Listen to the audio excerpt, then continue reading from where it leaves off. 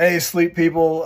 This is another episode of Dr. Kerr Shares a Study. The study that I'm looking at today is entitled Heavy Snoring as a Cause of Carotid Artery Atherosclerosis. Essentially, what this means is how much plaque are we building up in our arteries, and is snoring a cause of that? Well, it's oftentimes been postulated that snoring plays a role in developing plaques in the carotid artery.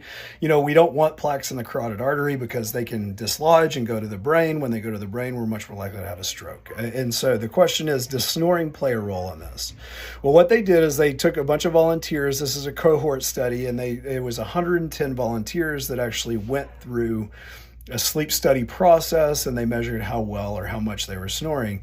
And the ultimate conclusion was heavy snoring significantly increases the risk of carotid atherosclerosis, and the increase is independent of other risk factors, including measures of nocturnal hypoxia and obstructive sleep apnea severity.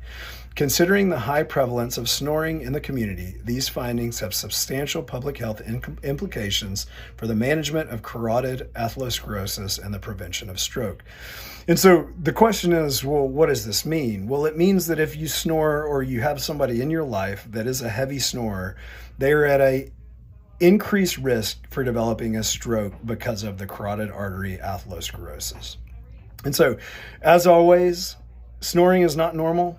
We do not want to have heavy snoring. If you or somebody that you love has heavy snoring, please reach out to Sleep Better Austin. We can get you something very simple to fix it, specifically an oral device.